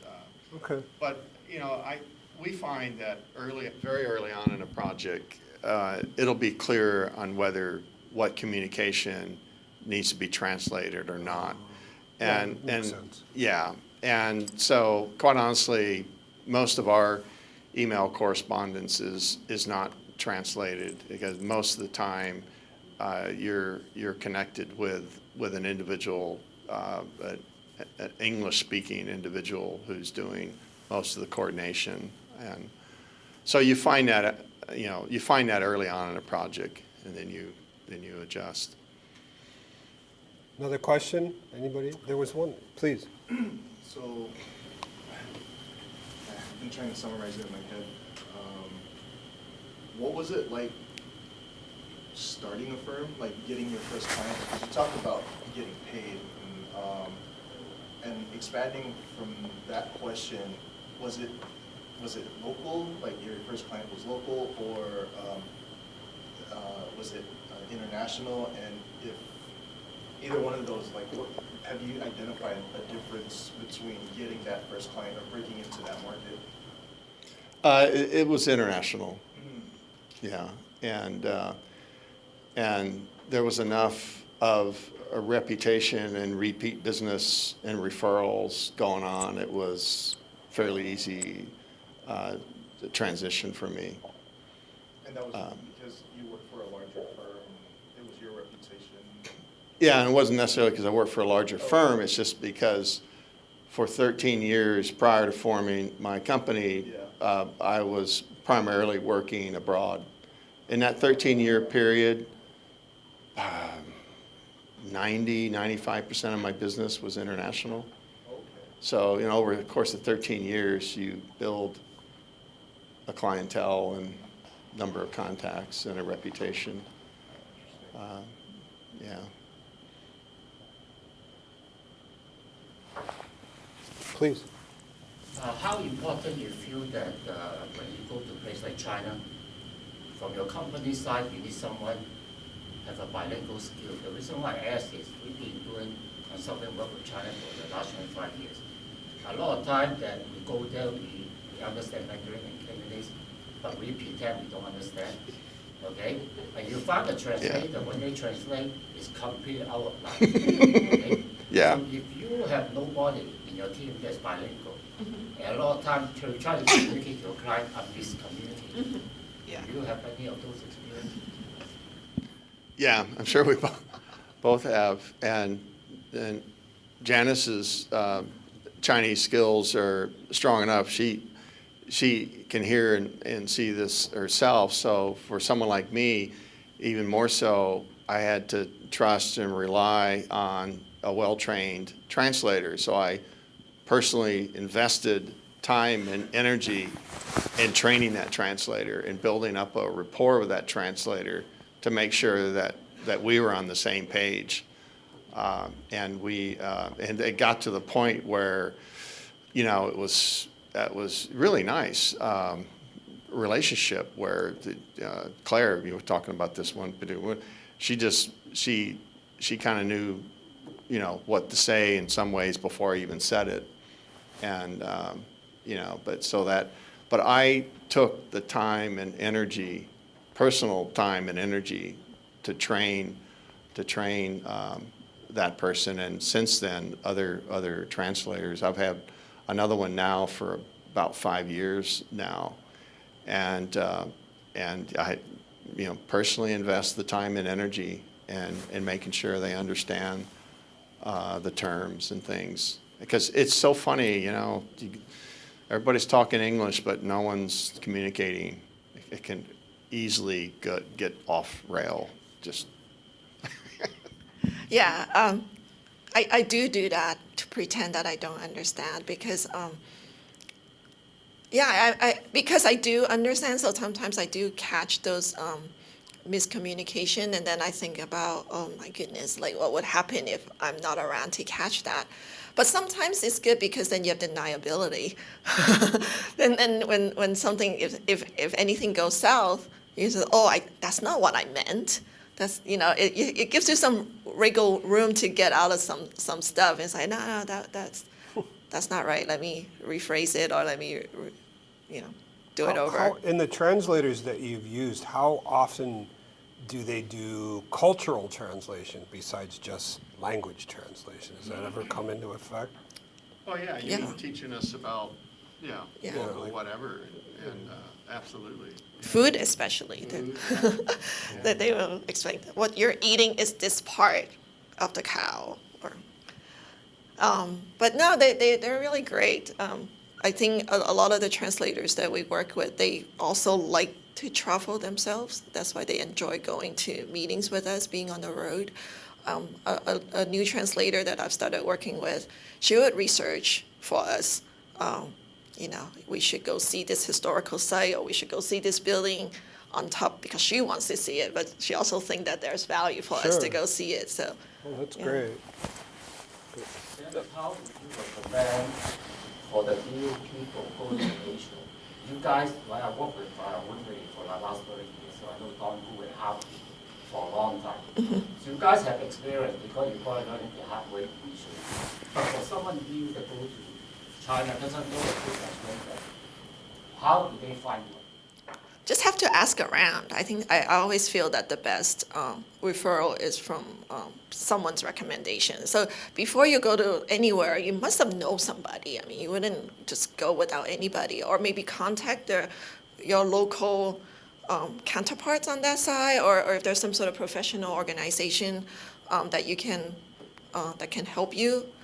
I think it's just asking a lot of questions, asking for recommendations. Or even start with a translation company, and you might find an individual that really wants to work with you, or they know others that are independent, and that you'll find people that no, I like being a translator with this translation company, and that's what I do, and that's what I'm going to do.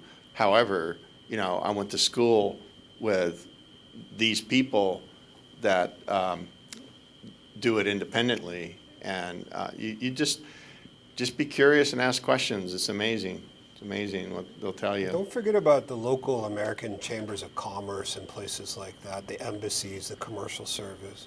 In your careers and your jobs, do you ever utilize those assets on the ground?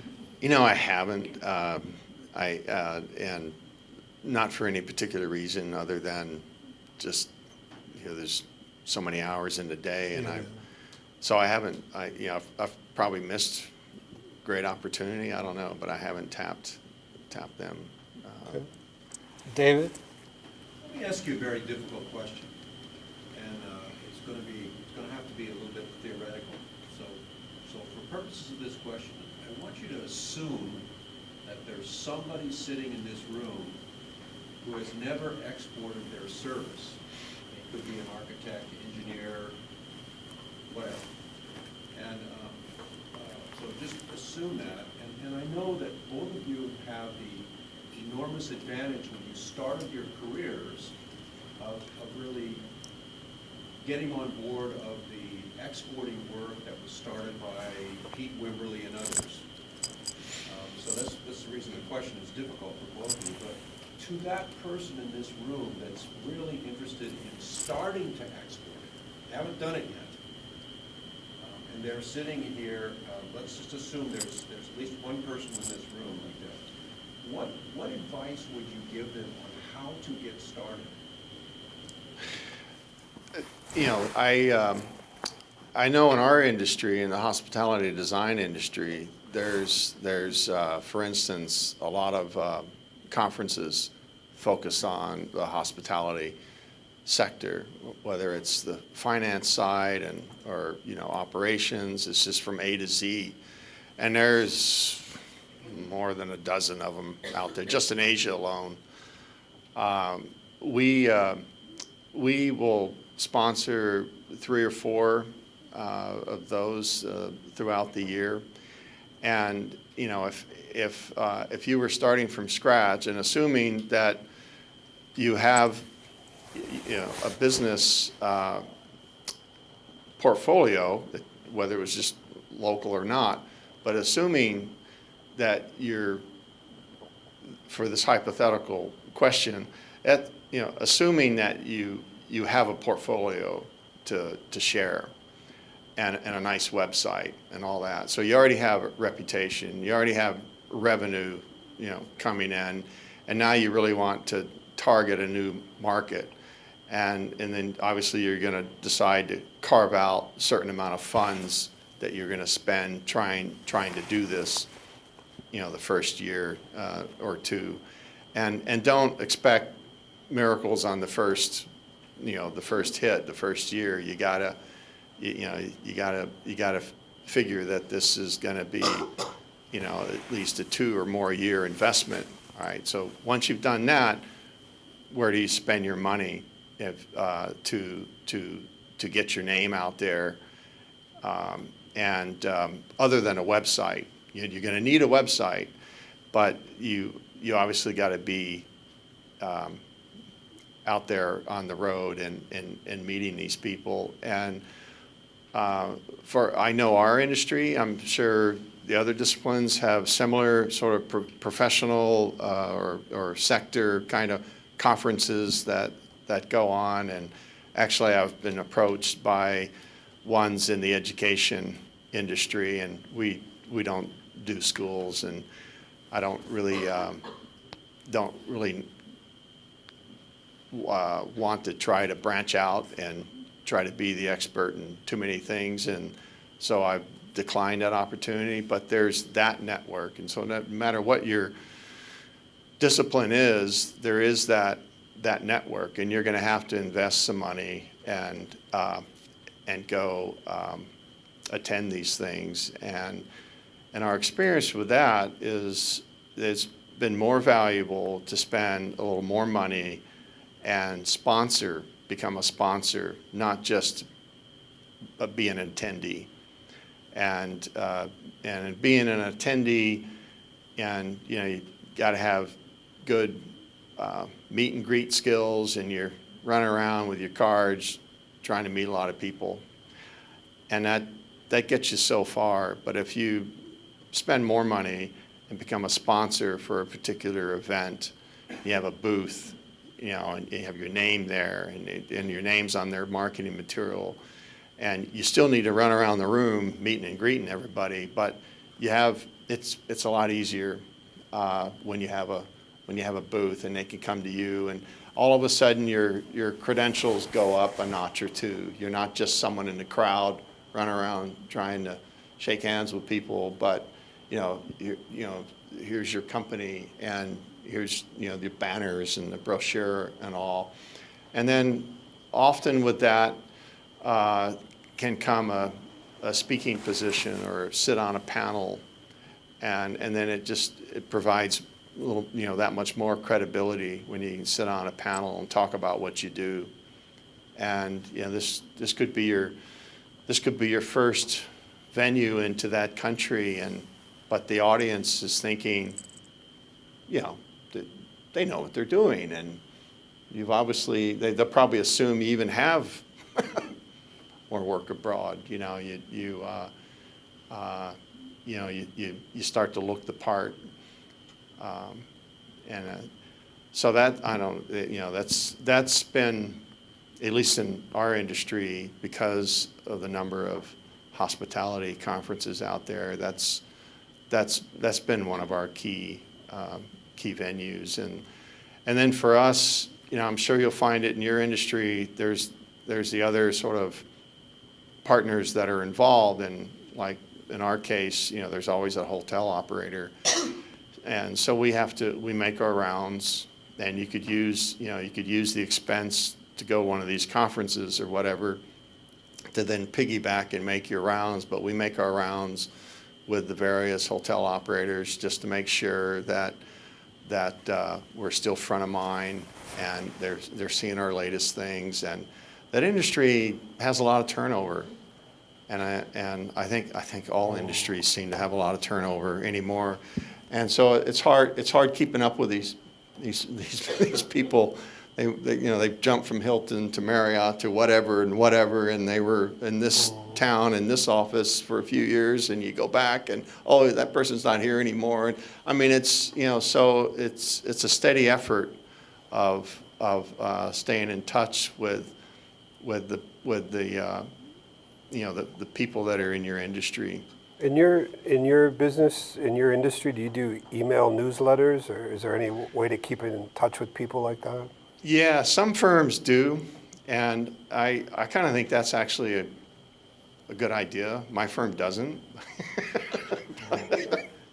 We do, but about that, I don't know how effective it is, because I just feel like, because I get a lot of e-newsletter, and I just kind of delete, because it's just too many, But even for a fraction of a second, it did. Exactly. You It's did flash, yeah. see something from that company. It's the Yeah. banner.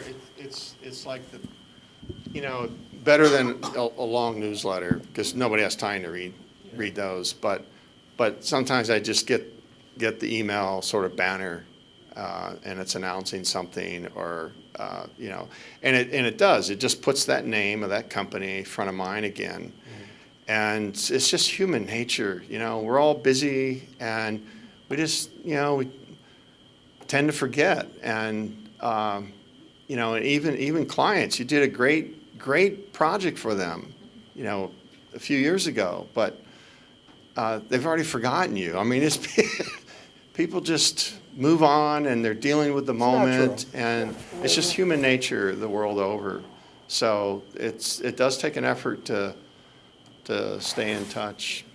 But back to the question about being the first timer, I think beyond the conferences certainly help, but also in architecture, a lot of it is referral. So I mean, definitely tap into your personal network if you don't already have a professional network to rely on. I mean, we're in Hawaii, right? It's always like what school you went, what year you grad, and even if you're not from Hawaii, you went to school somewhere, you know somebody somewhere.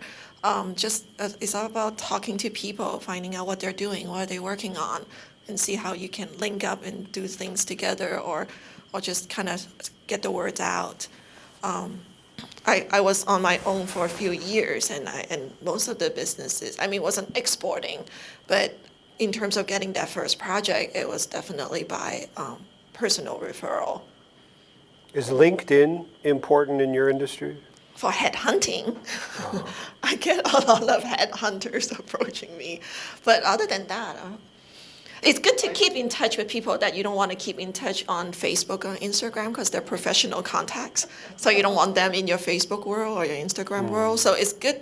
It's a good resource in terms of, like Jim said, people move around so much that I find it helpful in terms of just keeping track of. So how do you handle your general database management of contacts, right? If you have so much turnover in the industry, then how do you just, is there somebody in an intern or a secretary or somebody that does it? Or? Not really. No. It's difficult. I mean, it's difficult in any business. Yeah, Right? it's just kind of keep tabs, Keeping your contact. Yeah. Your contact folders updated.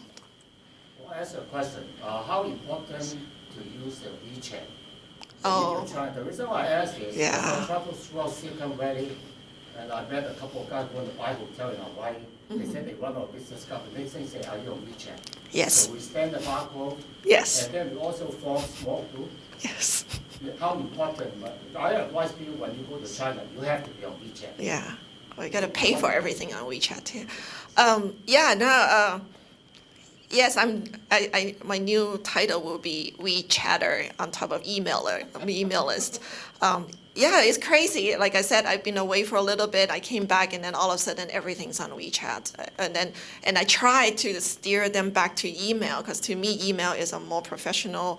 It keeps a record of your conversation, and keep trying like, let's do this over email. Let's do this over email. No, it's not happening. So yes, there's a lot of WeChat, and I ended up having to take screenshot of our discussion, email it back to myself and to everybody. This is a phenomenon just in the past couple of years, I think, because in Japan it's Line, Singapore, in Philippines it's Viber. Singapore is WhatsApp.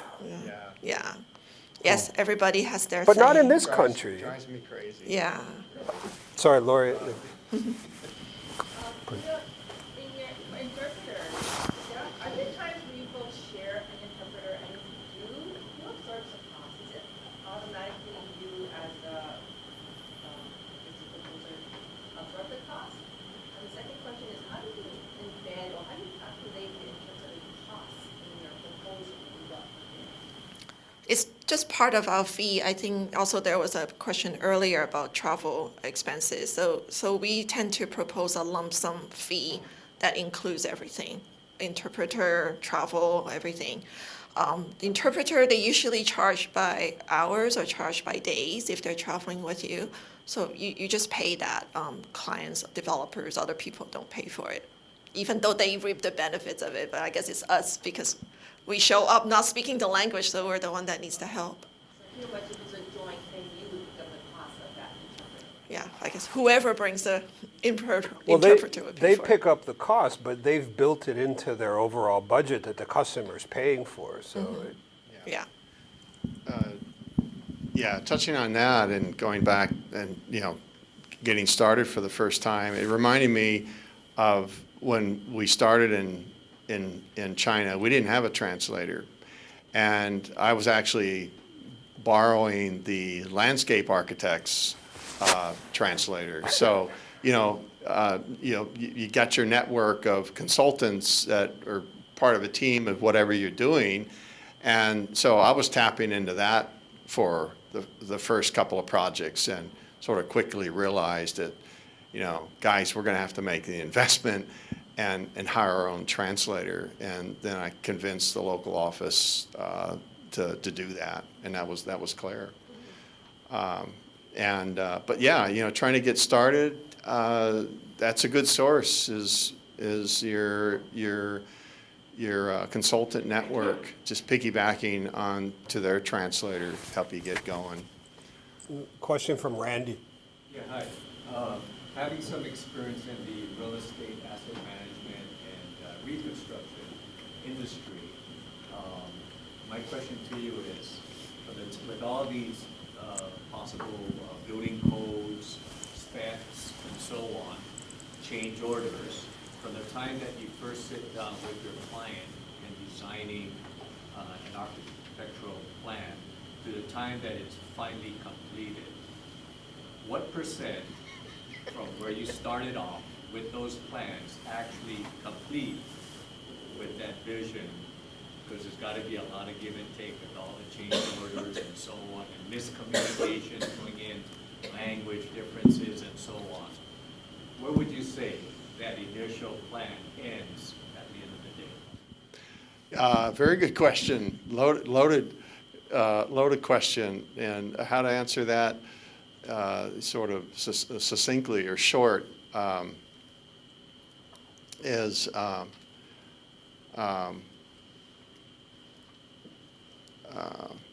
let me pass it on.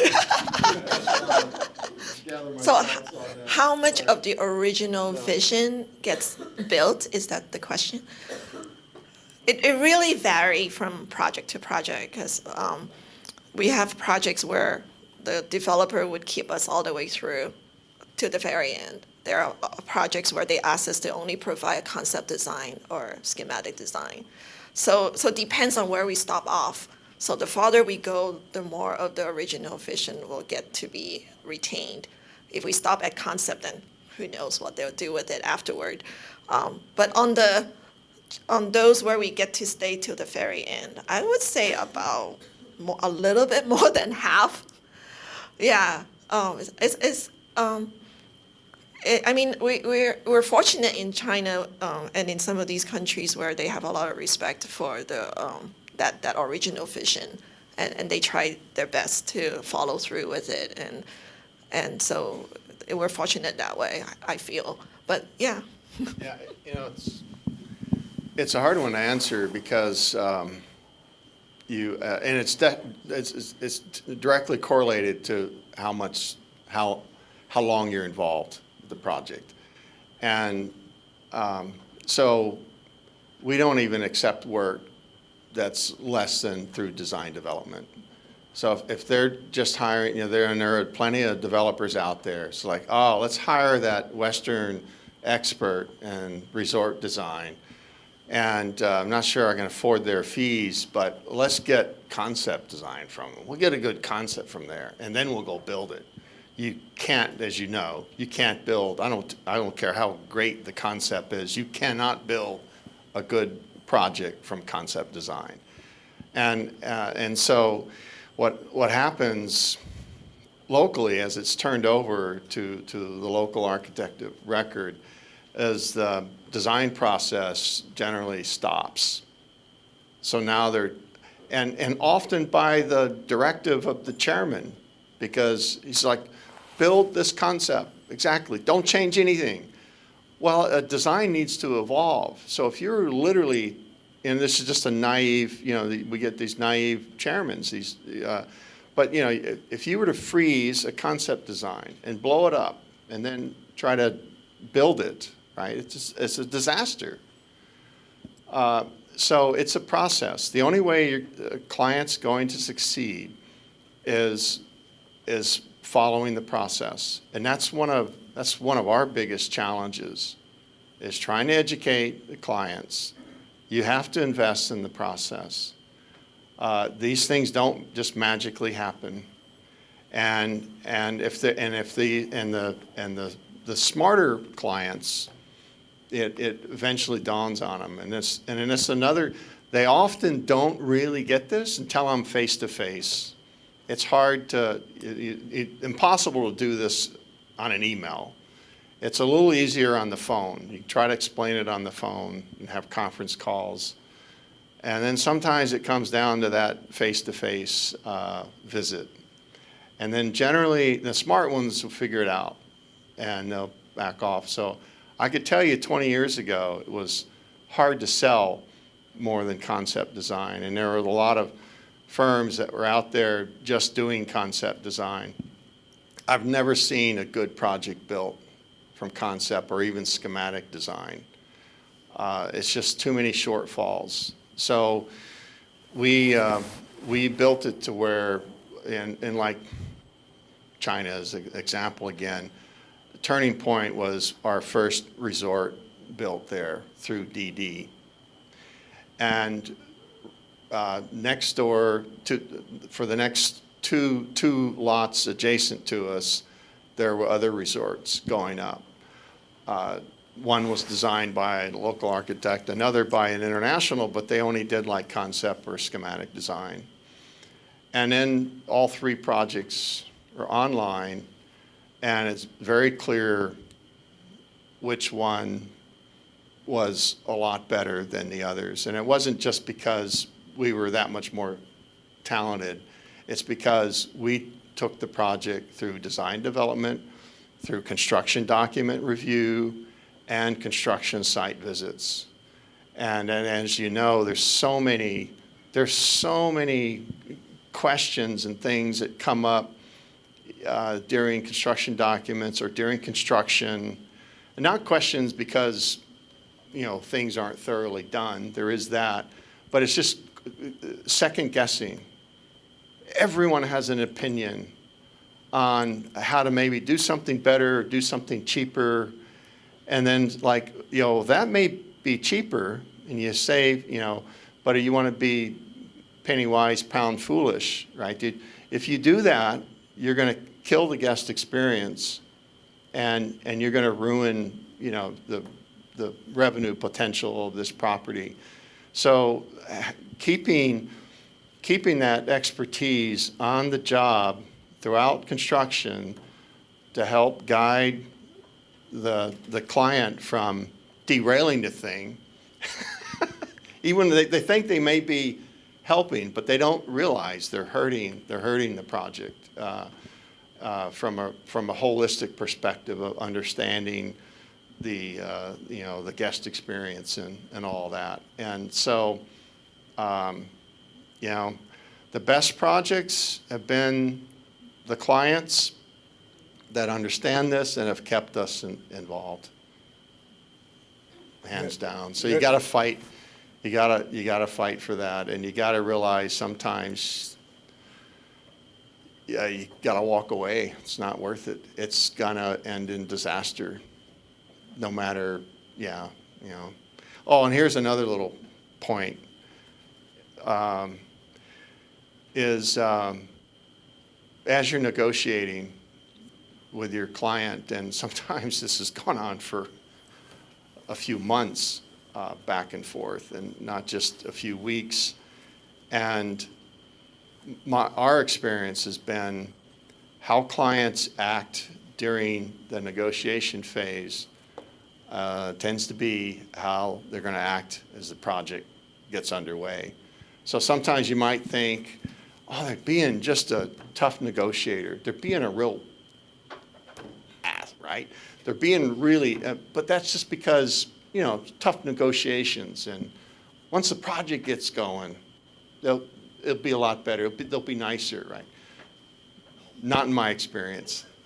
So you can size up your clients during negotiation, and if you decide to proceed with the project, you're proceeding with eyes wide open.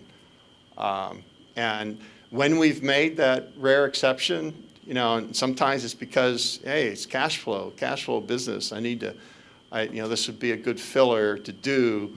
I think the client's going to be a real problem client, difficult client, but we need the cash flow. Let's make the exception. Maybe we're wrong. Maybe we've totally misread it. No, every time we've made that exception, So keep that in mind when you're negotiating. If they're being extremely difficult, it's not just because they're trying to be a tough negotiator. They're just difficult, and they're going to be that way the whole time. Sorry, this will be our last question, please. I think a comparing to American businessmen, Asians in general, or particularly Japanese, are very emotional and subjective, and they determine things with like or I don't like, and very subjective standard. And the drinking part, I used to take care of lots of entertainment in Tokyo, and there's a dinner and a second party and third party and lots of drinking involved in there. And Japanese tend to like American go with them for late at night, and of course you don't want to do that. So I saw many times they just drink oolong tea instead of whiskey, but it looks similar. So once people are drunk, they don't realize what you're drinking. And you just keep drinking oolong tea, a lot of oolong tea. And I'm just wondering, do you have the experience? Yeah. Yeah, but fortunately not in the last several years, as we were talking about earlier. It's cleaned up a lot more professional. And Not even in Japan. I think, I don't know, somehow they can read if you're the partying type or not the partying type. I mean, we've done work in Japan recently, and that hasn't happened.